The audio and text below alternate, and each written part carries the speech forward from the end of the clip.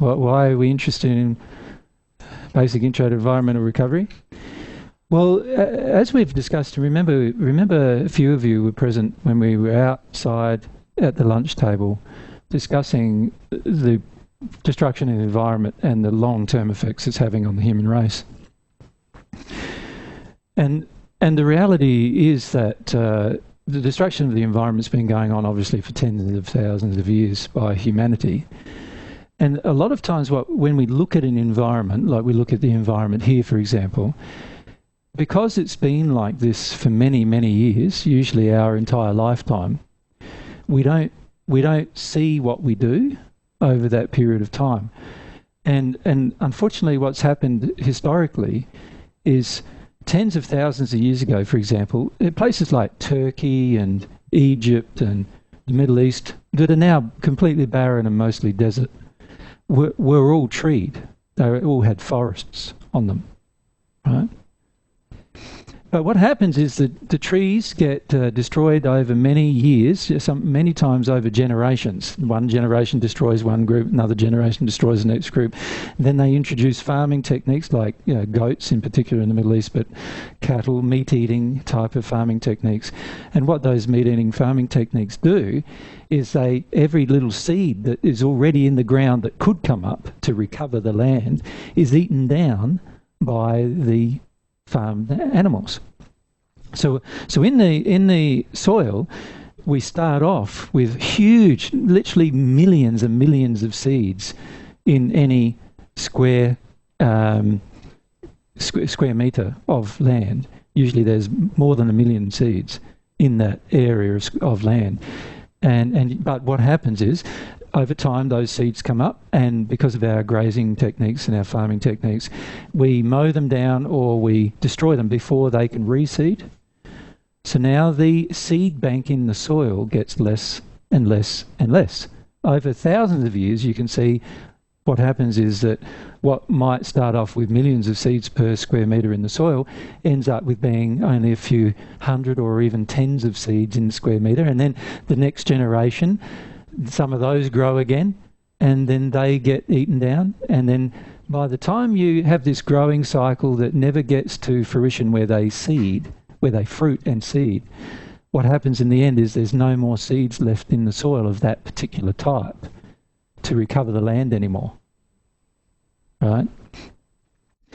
So the cycle basically is the seeds, the recovery plants,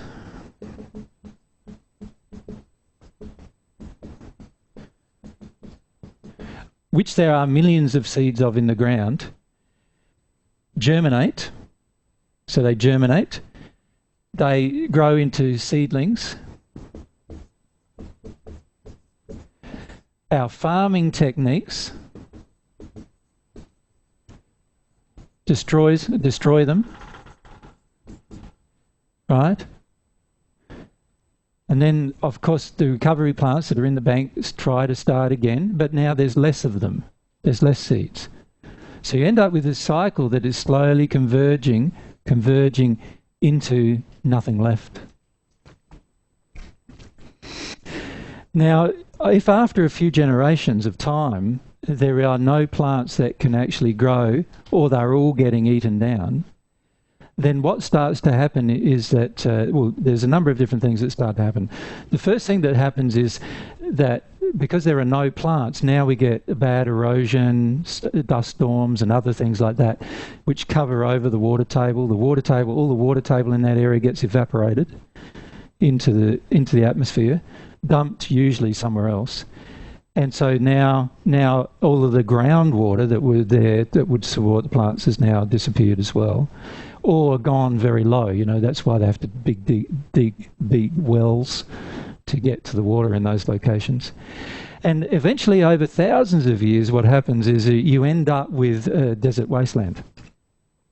In some places a rocky desert wasteland, in other places a sandy desert wasteland where very few plants can grow, and there's very, very few natural seeds left in the ground to recover the land. Does that make sense? And because it happens over generations, each generation doesn't see it happening. They just think that what they've got now is normal.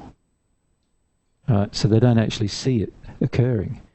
It's only when you're a spirit for many thousands of years that you can observe it over thousands of years and see it occurring generation after generation that you start to see what's really going on.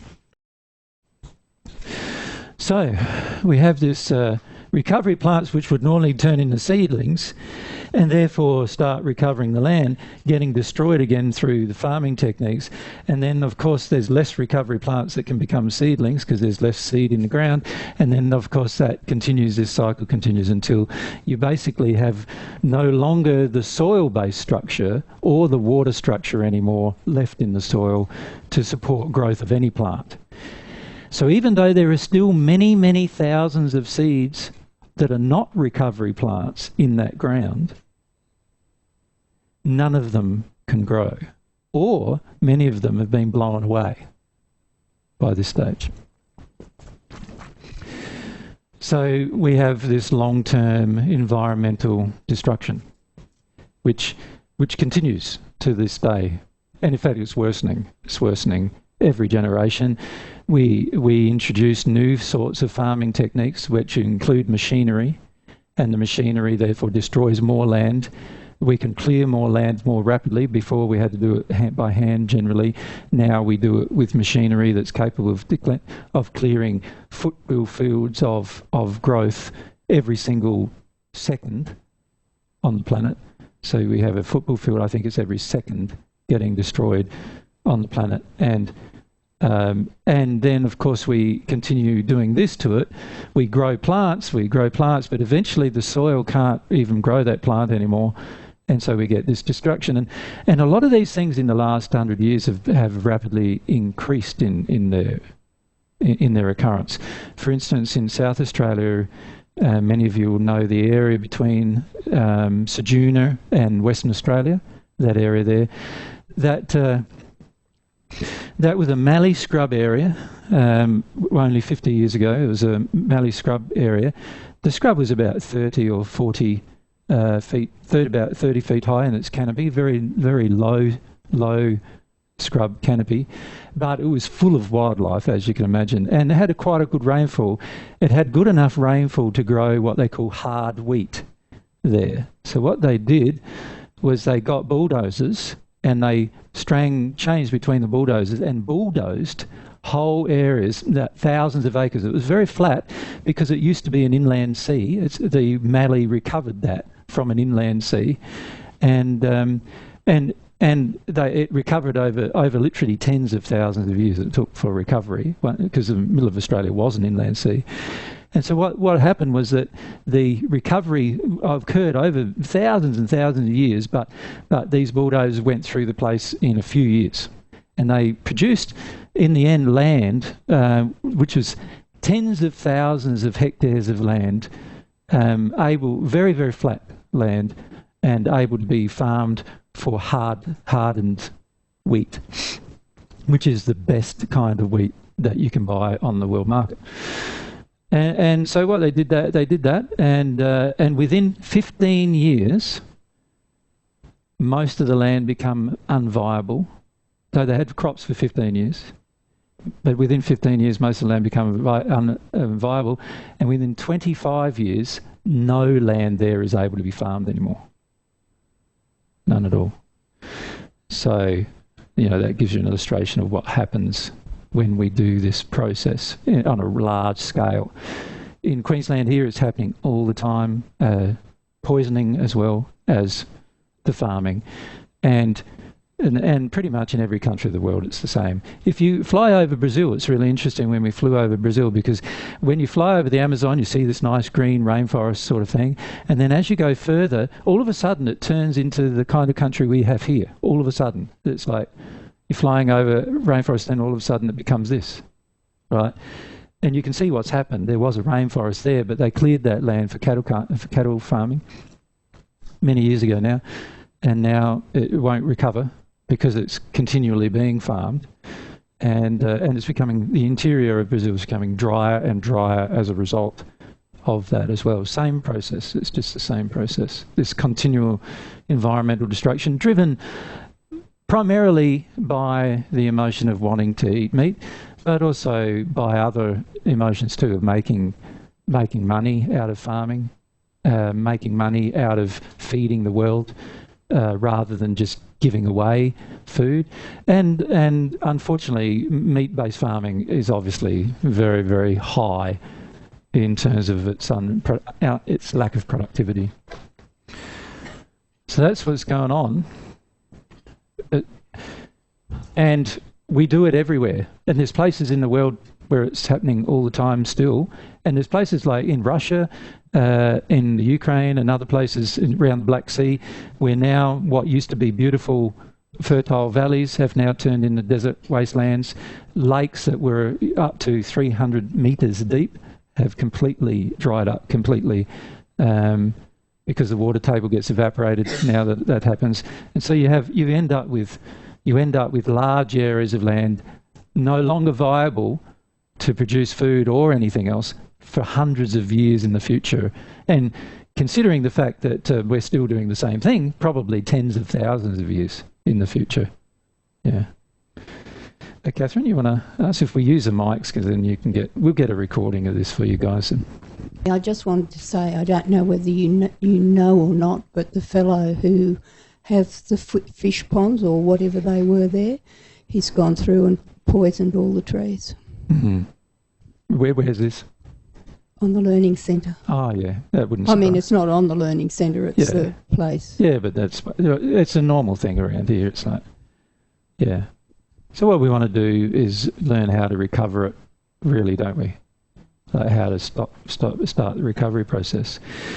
Now you can see that in the soil, the recovery plants are the ones that are struggling, because they are the ones that have come up and been eaten down, come up, been eaten down, come up and been eaten down. And by recovery plants, we mean the plants that prepare the soil for other plants. And normally you need a factor of 10 to 1 of recovery plants and other plants in any environment. So you need plants that can recover the soil and build the soil, and in a range of 10 to 1 of the parts that use the nutrients in the soil in order to produce food or have some other value. And so once the recovery plants are eaten in this process of destruction, you end up with no seed of recovery plants in the soil anymore. But you end up with still a lot of other seed, particularly where there's been no environmental erosion or there's been a clay base, not so much sandy soils because they get blown away, but with anything to do with a clay base or something like that, generally you end up with still a lot of seed in the soil. But unfortunately, the recovery plants needed to recover that soil enough for those particular seeds to grow are no longer there, and so those seeds can't grow either. Now, seeds can last tens of thousands of years. In fact, I think the longest recorded corn or maize seed that grew was a seed that they unearthed when they first opened the, I think it was the Great Pyramid. They opened it, they found some maize seeds in there, and they actually grew them. And that was 3.5. They dated the pyramids to about 3,000 years ago. But the reality is the pyramids were built like tens of thousands of years ago, not 3,000 years ago. But even with their dating, they still like 3,000 years for that seed, and it still grew. So there's still the life principle present in these seeds, sitting in the ground in a dormant state, waiting to grow. Yeah. Which is interesting, eh? Yeah. Dave? The 10 to 1 ratio is for 10 recovery plants to 1 regular? Yeah, 10 recovery plants to 1 food-producing plant, if we could call it that, or what we have. See, normally we only value the food-producing plants, but the reality is the recovery plants provide the nutrients and the soil. They're the things that get the nitrogen into the soil, but also other nutrients. And the recovery plants range from weeds, prickly weeds, through to nitrogen-producing plants, which all have pods usually, or pea pods in them, and there's a large variety of those kind of plants, right from grasses right the way through to very, very large trees, and you could call them the pea-based plants, but what they really are nitrogen-fixing plants. So And is that throughout the whole recovery process, or is that 10 to 1 only when it's really bad? No, 10 to 1 is a normal, would be for normal functionality. You need the recovery plants. Obviously, once you've got a pristine environment, the recovery plants don't need to exist. But usually in the soil, there's literally millions of seeds of those recovery plants waiting for the job of recovering the environment if there is a need to recover the environment. The problem is that our farming techniques have gotten rid of all of the recovery, the process of recovery. Does it make sense? So, the eating of meat, the farming of sheep and cattle, goats, any food production involving meat in particular, but also large-scale farming where they eradicate most of the variation in the plants, and then put in a wheat crop, and then they try to poison weeds and poison weeds and poison weeds. In other words, they're poisoning the recovery plants. Right?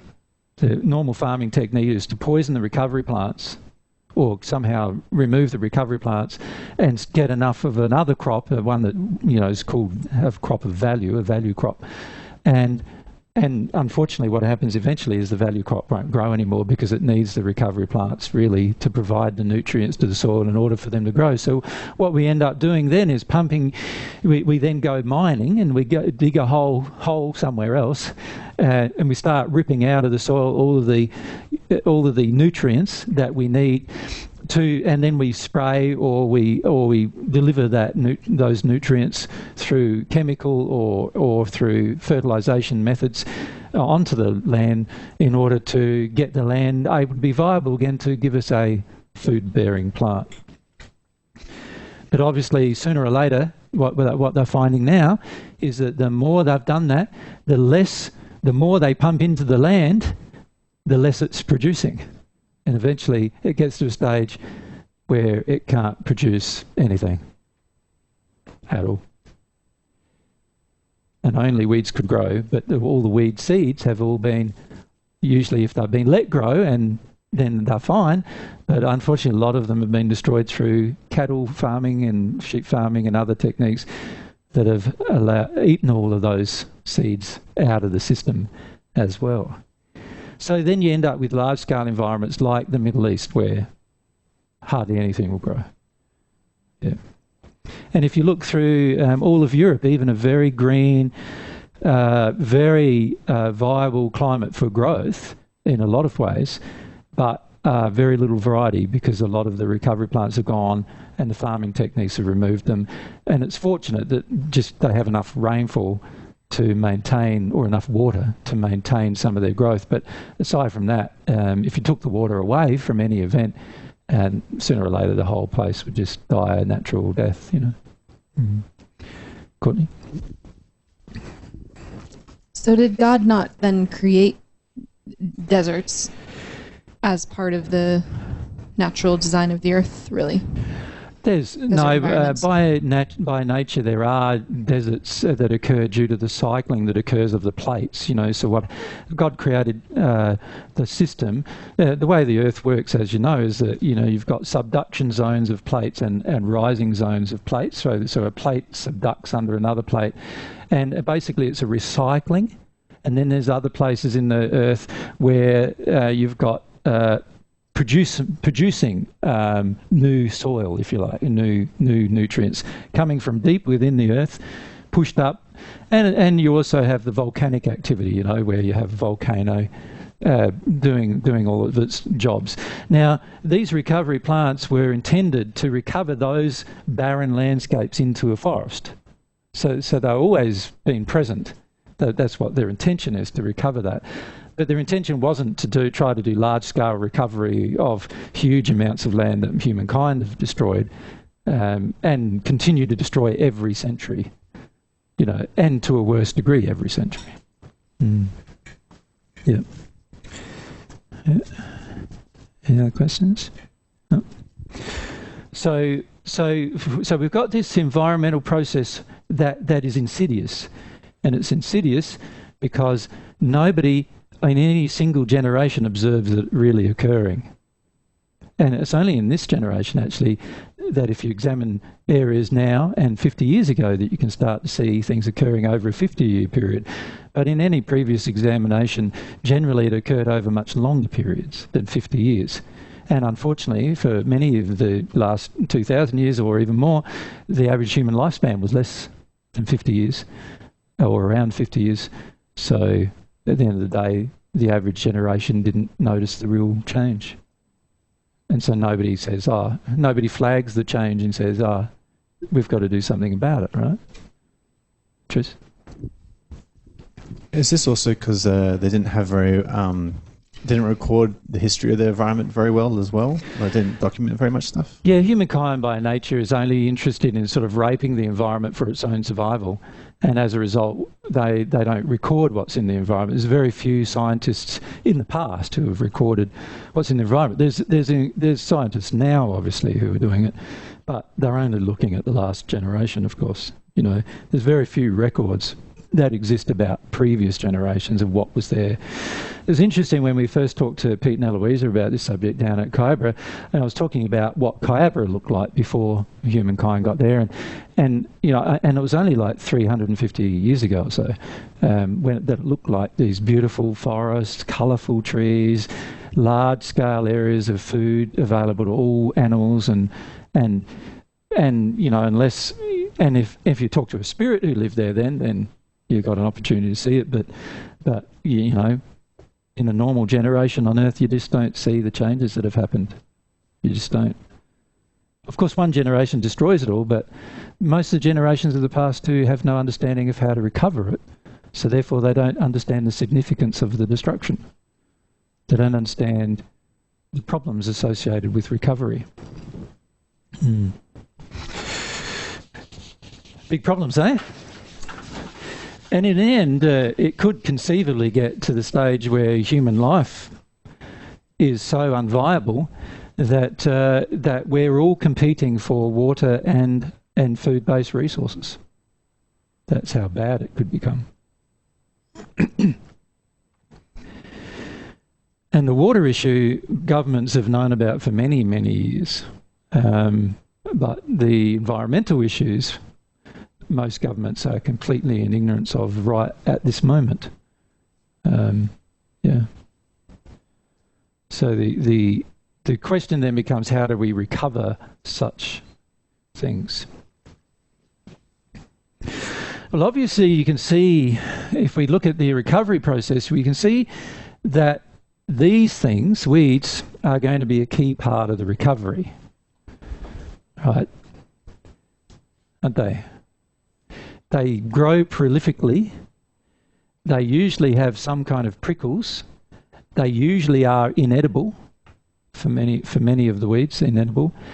And the beauty of all of that is that now they can put matter and nutrients back into the soil without getting eaten and without someone coming along and pulling it out, or, you know, so that's why they're like that, so that nothing will eat them while they're doing the job they've been created to do.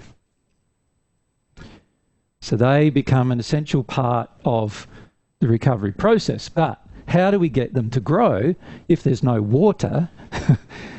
Because we've removed water from the water table, and all we've got is just soil and nothing else. So how do we get them to grow? Well, obviously, we've got to start before the weeds. We've got to get enough happening so the weeds can grow. We want the weeds to be prolific. But the only way we can do that is by creating an environment where they can grow. Now, fortunately, they grow in very harsh environments, which is one of the reasons why God created that way. They grow in harsh environments. So fortunately, there's not too much you have to do in order for them to grow. Right? But if you're looking at other plants, food-based plants that have value, so-called value to us, they require a lot more energy and a lot more nutrients in the soil to grow than a weed does. And in fact, a weed is all about putting nutrients and stuff back into the soil. Right? Now, if the weeds don't get enough take on the soil, then you get to the next stage where the nitrogen-fixing plants, the plants that actually produce what you'd call nutrients recovery nutrients in the soil enough for plants of value to grow, the nitrogen-bearing plants can't grow unless first you let the weeds grow and you let them recover, do the job of recovery, and get to the point where they've recovered the plants enough, the environment enough for the nitrogen-bearing plants to grow. Now, fortunately, down at the centre, that's already happened. The nitrogen-bearing plants are growing. You've got all these wattles and all these small saplings all growing everywhere. That's an indication that the nitrogen-bearing process has started, which means it doesn't need the weed process, except in some areas there's still weeds in the centre. Pete? One of the cool things I've seen with the weeds is a lot of them are tap-rooted, and so you get this aeration, and with that prolific thing, they literally take everything over to get the ground cover. Yes. Because obviously where we've got the dry bit, there's just no ground cover. That's at all, right. so everything, it's evaporated. A lot of them are very sprawling plants, and a lot of them send out runners as well, and can run out, and a lot of them can handle high temperatures, far higher temperatures than an average plant for much longer periods of time. Most of them have a large number of seeds that they produce at any one time, so as soon as they get the opportunity to flower, they produce huge amounts of seeds, and then on top of that, they also, most of the seeds are microscopic, so there's very little you can do to get rid of them, to get them going, to get them out of the system. So I'm just not standing in the right place. One of the coolest things I saw at Kyabra was when we locked up a paddock and the entire paddock went with this flea bone thing. Yeah. It literally took up every little metre of this paddock. And they were like this high. Insanely high. And when you walked over the paddock, the seed was this thick on the ground. This massive mulch. Afterwards. Yeah. And so the seed itself turned into a mulch for the soil. And if you do 2 or 3 at least generations of that, then you find slowly the weed-based plant slowly disappears. Slowly goes. It's got enough seed on the ground now. It's done enough to the ground to recover the nutrient that it was trying to recover. And now it's good enough. The ground is good enough for another plant, another recovery plant. Hopefully a more nitrogen-bearing plant at some point to grow, if that's allowed. But of course, when you farm it, or you sheep farm it or cattle farm it, as soon as they come up, because the nitrogen-bearing plants are all edible, they get all mowed down again. So a lot of the weeds are not edible. Some of the weeds are, but a lot of the weeds aren't. They're not edible, so they won't provide food source or food value to animals. But once the fixing plants start coming up, most of them are edible. So now, most farmers let their cattle back in now, polish that all off, because it's means they don't have to feed their animals. And the trouble with that, of course, is it now has destroyed the cycle and caused the weeds to have to generate more now again. Yeah. Interesting, huh? So you've got this destructive process that needs a recovery, and we need to get the weeds growing. But in really bad problems, like when I first came here, there was a clay soil. It was bare, rocky or clay. It was like next door in most cases, rocky and clay.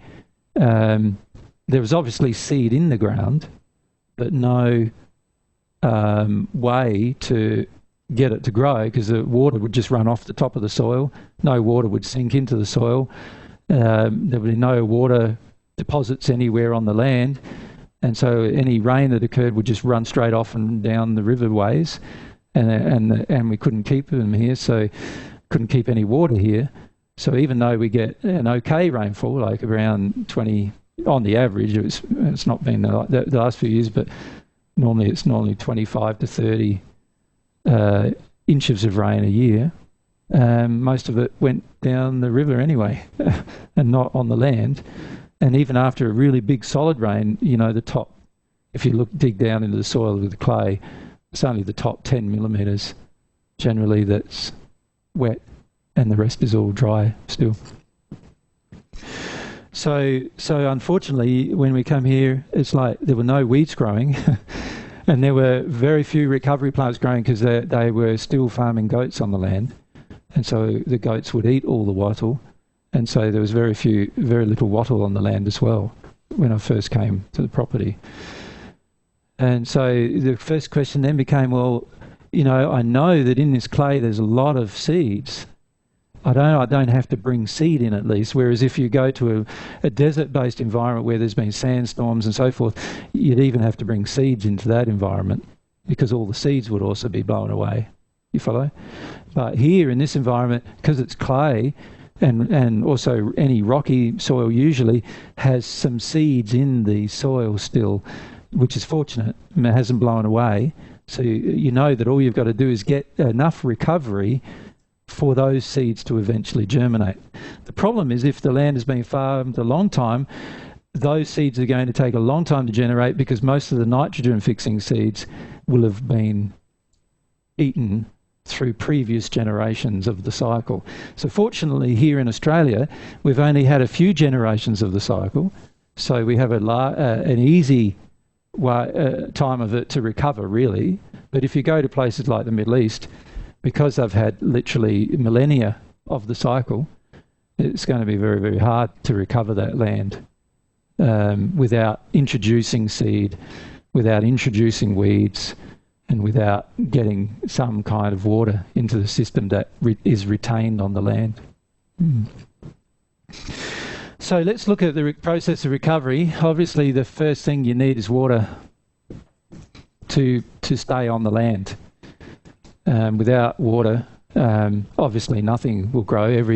All life is dependent on it. So we need to somehow keep water on the land. Right. Now in the desert, you can see that's problematic. You might not receive rain for many years sometimes, up to 10 years in some deserts. You might not get any rain, but usually when you do get a rain, you get a huge rain, like huge rain, where it might rain for days and days and days. But unfortunately, all that rain just runs off, usually. It doesn't sink in anywhere, it doesn't go anywhere. There's no reservoirs or places to store that water, and unfortunately, it just runs down the waterways, usually out to sea. So places like, you know, the Sudan, that is often plagued by a drought, most of their water runs out to sea. They have plenty of water. It's actually a semi-tropical environment. They have more rain than we have here in Australia, but most of the water just runs out to sea. So it's very, very hard to recover the land when all the water and all the topsoil is running out to sea.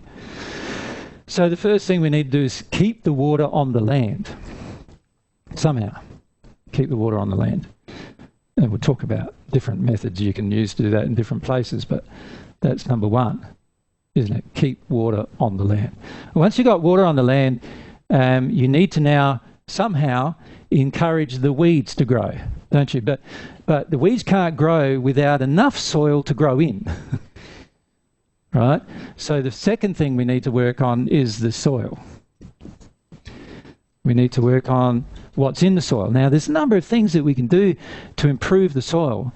A lot of our waste can be used to improve the soil, but also we can have things like worms and other microscopic like creations of God that are used to recover soil, and we can encourage their growth by providing things for them to grow, providing food for them.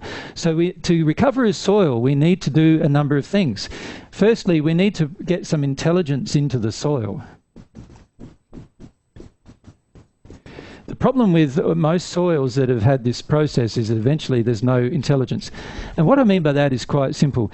If you think here in Australia, the general way that we deal with our farming techniques is, firstly, we get rid of everything, we bulldoze it all down, right? But all the seed, so it's not a disaster because all the seed is still in the ground, right? So it's not a disaster just yet, right? It hasn't been done for thousands of years, so it's not a disaster just yet. It's the last 100 or so that's been done, it's not a disaster. We've still got seed in the ground at that stage. But then what we do is we put our farm animals on the ground, and they will eat everything other than the weed-based seeds that are inedible, right? And they'll do that for generations. So if you farm for 100 years, then there's generations of growth cycles. Every year, usually there's a growth cycle where you get heavier rains, new seeds germinate, and you get a growth cycle occurring. Those animals are going to eat that growth cycle out. So over 100 years, you have 100 times where the newly germinating seeds that are all edible are all now destroyed. You follow? And they're not being recovered because there's nothing dropping more seed into that location. So the bank that's in the soil, the seed bank you could call it in the soil, is getting less and less. It's getting more depleted. It's less and less. So we end up with this space where we've gotten rid of a lot of the seed. Now the seed itself is intelligent. It's living. Any living creature, whether it's a plant or an animal, has intelligence. So the seeds themselves have intelligence. They do a job. They've been created for specific jobs. The weeds in particular have been created to recover certain types to suck in from the environment certain types of elements that the soil needs for its recovery. So the weeds are allowed to grow, but none of the nitrogen-fixing plants are allowed to grow because they're all edible. They're all gone. And not only that, most of their seed is now gone. So they can't actually grow easily. And the longer we do that, if we do it over 1,000 years, then there's been 1,000 cycles of that. If we do it over 2,000 years, 2,000 cycles. If we do that over 10,000 years, there's 10,000 cycles of that. There's 10,000 less plants, recovery plants in that piece of land now than there used to be per square metre. 10,000 times less. So, it's a huge amount of destruction to that environment over time. So even if it's 100 years, it's enough. Now, it depends on how much they've eaten it down as to how much erosion and other problems occur which actually destroy the soil. So if the topsoil goes, which often does go, whether it's a clay base or a sandy base, usually the topsoil will go for different reasons, Sometimes it's water erosion and other times it's wind erosion, but it disappears. And along with that, a lot of the weed-based seeds disappear because they are usually in the top layer of soil. The reason why they are is because they're very light, and they also have to be in the top layer to germinate. Does that make sense? Usually most of the weed-based seeds will just fall on the ground, bit of water, and they'll germinate. They don't even have to be in the ground to germinate. So a lot of them are blown away or being eroded away. So we have very little weed, except for the weeds that the animals have left alone. Not much else will end up growing. So like with Pete's example with fleabane, animals don't necessarily like fleabane very much. It makes them a bit sick in the stomach. And there's a number of other things that it's not fully poisonous, but it can harm them.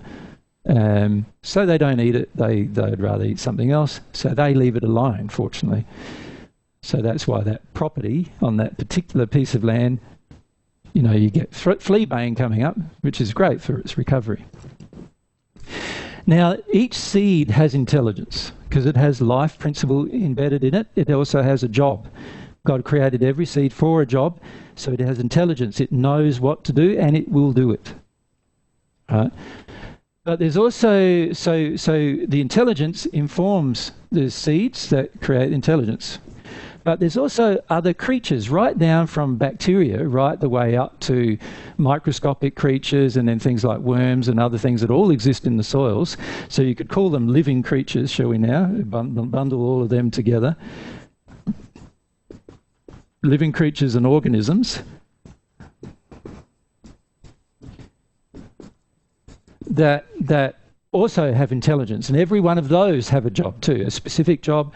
It's like a fly, that has a job to consume waste. An ant has a job to do certain things and so forth. Everything has a specific job. And all of those things the intelligence needs to get back into the soil. Now what happens here in Australia, we clear the land, all these weeds grow, so what we decide to do is burn them all off. So in the process of burning them all off, any intelligence that's above the soil is automatically destroyed. And because here in Australia they burn off, particularly in Queensland here, they burn off every year the intelligence is destroyed. So you get to a point where there's no intelligence above the soil. There's only intelligence in the soil. And that's assuming there's still soil left there, and it's not rock anymore, or sand, or clay, which is now got intelligence still, but it's all locked up due to the way in which it's the consistency of it. So we've got to get water in this, and we've got to do something to this soil to get the intelligence back into the soil. Now, with any creature that's intelligent, it needs to have food of some kind. It's reliant on finding out what its food is and feeding it. That's all you've got to do. Now, it also needs a home. Any creature needs a home. You've got to find out what it likes to, where it likes to live, and do that. Create a home for it. It needs food and a home. Food and shelter. It also needs water. Every creature needs water. So we got water, food, and a home. 3 things that we need to create. So in the soil, to have these intelligent creatures grow or develop, we need to have 3 things for them. One of them is the water. The other 2 are food, whatever the food is they eat, and a home, the shelter, wherever it is that they need to survive. We need to create it. If we don't, the soil can't recover. All right. Now, once we've got the soil recovering, now we can get the weeds, which are also incorporated through what we would call the underlayer of all the other living organisms that have been destroyed. They will all start coming back in to the environment. They'll be somewhere else, and they'll all start coming back in.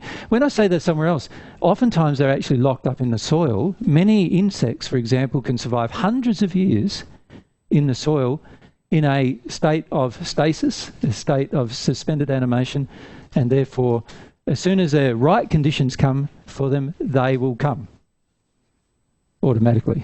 You just got to create the conditions.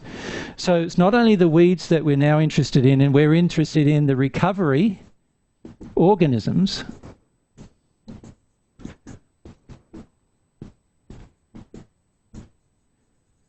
Right? Which include bacteria, and right the way through to small microscopic organisms, right the way up to things like worms and stuff like that. And then not only that, on the top layer, this is above the soil now, we also need some recovery organisms. Things like all the insects that we need to pollinate things, because you can't grow something without pollination, right? We need insects to pollinate things. So these insects must also be developed. You can't get rid of them. You have to develop them, right? And the recovery organisms, which include what's going on under the soil, but also now what's going on above the soil, need to be produced. Otherwise, the next generation of plants, which are all flowering plants, right, to produce more seed, will never produce more seed because they've never been fertilised.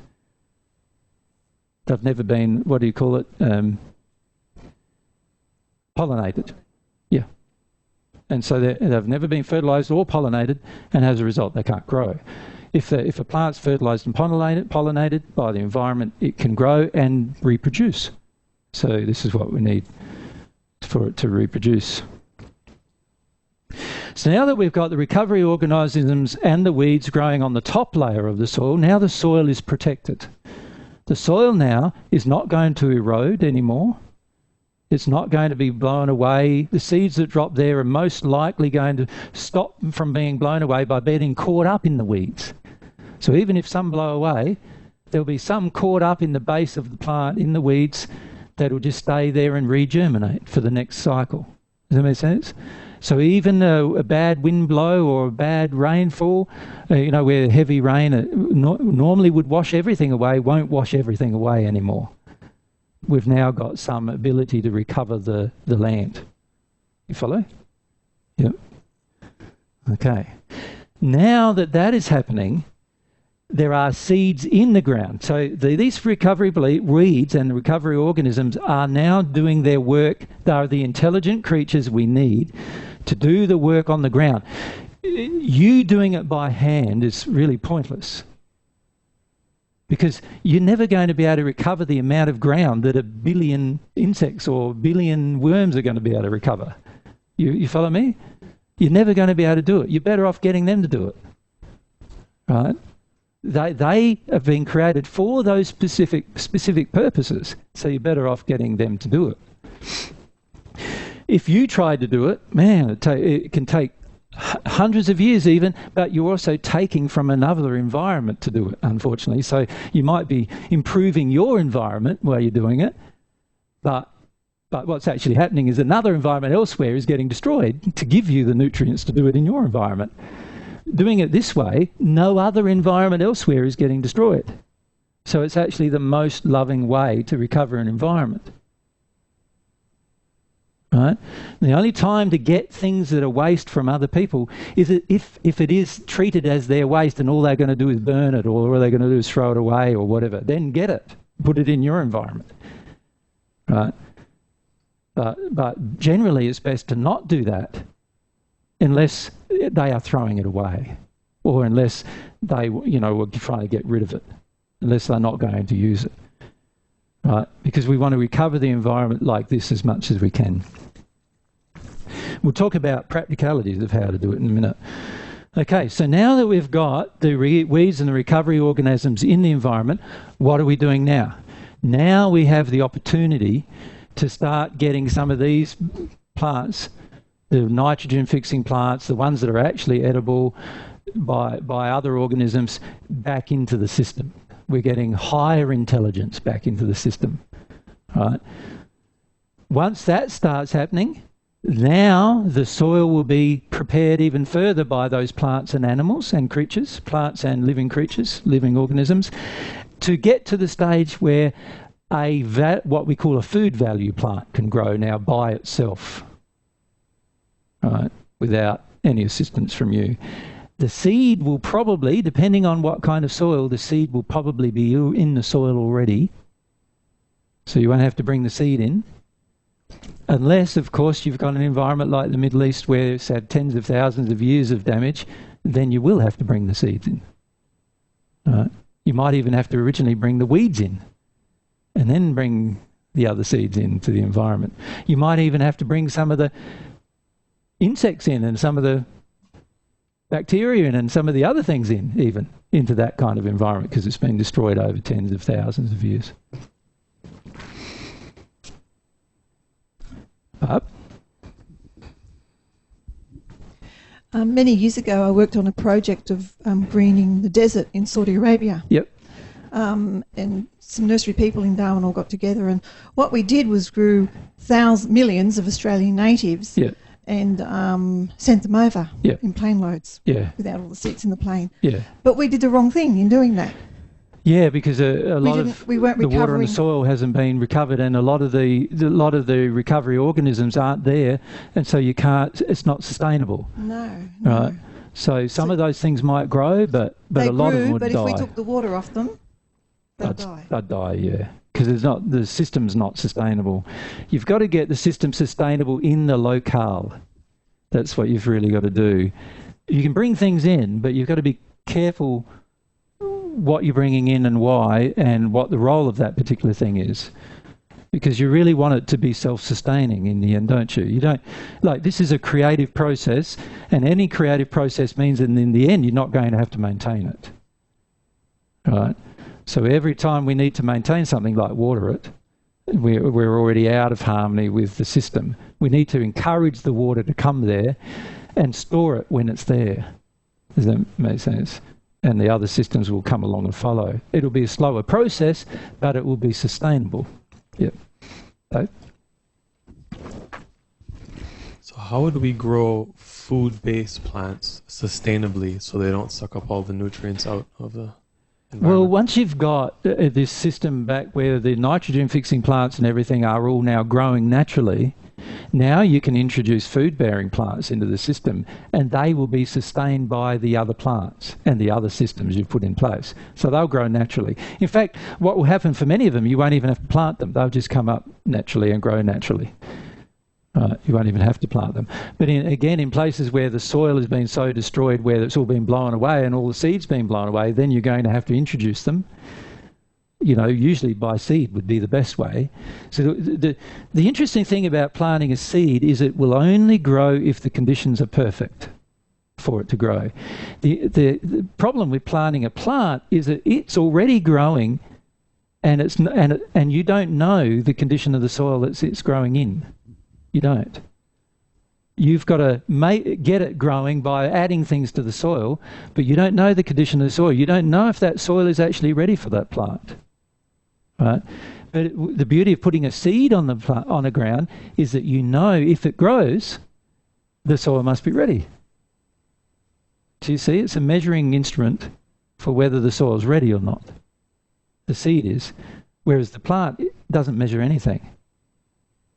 You see what I'm saying? Can you see that principle?